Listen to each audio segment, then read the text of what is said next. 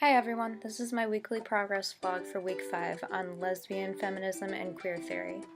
Both lesbian feminism and queer theory ask us to think about gender critically, but in different ways. Lesbian feminism is the school of feminism that is, led by lesbians, and as argued in The Woman Identified Woman by Radical Lesbians, it basically says that one way that we can undermine the patriarchy is through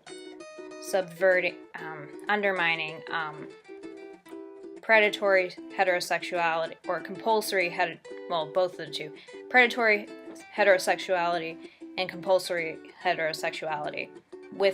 If women only have sexual and romantic relationships with other women, then men lose their power over them in that respect.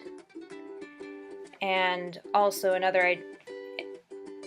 regards to with respect to gender, The Woman Identified Woman specifically argues that women who are lesbians are seen as not real women, but that's because a woman is basically defined by her worth to a man, and so therefore lesbian feminism is asking us to redefine what a woman is, essentially, so to get away from oppressive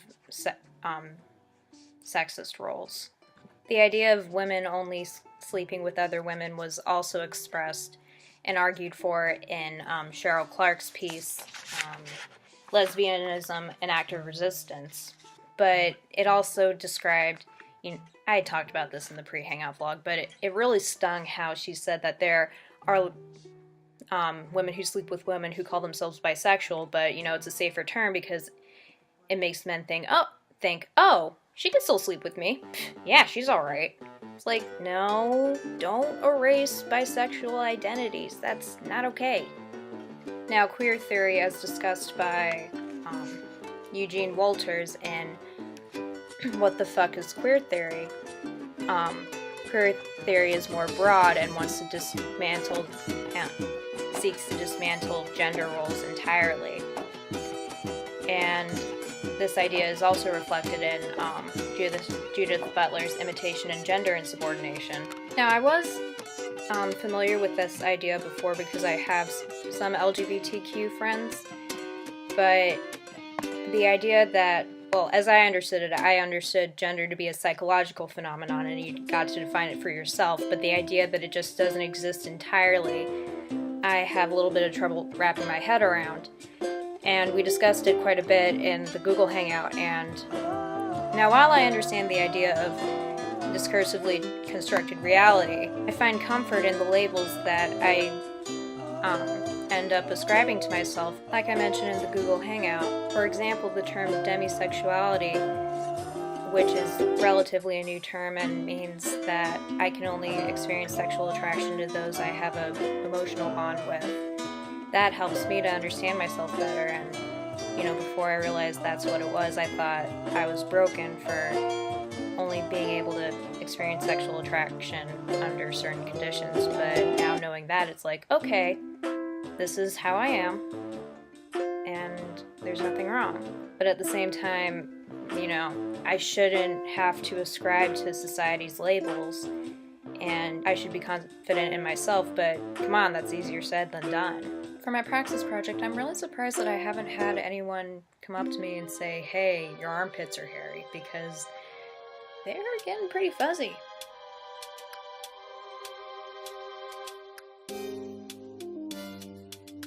I'm actually making a point of, stretching while I'm at work, wearing tank top sort of cut shirts like this, and I haven't even gotten a weird look from anyone, which, I guess is a good thing for me, but it doesn't really give me any good stories to tell you guys, so. However, I finally did get a chance to ask my coworker Matt what he thought about my underarm hair, and this is what he had to say. Okay, now you can.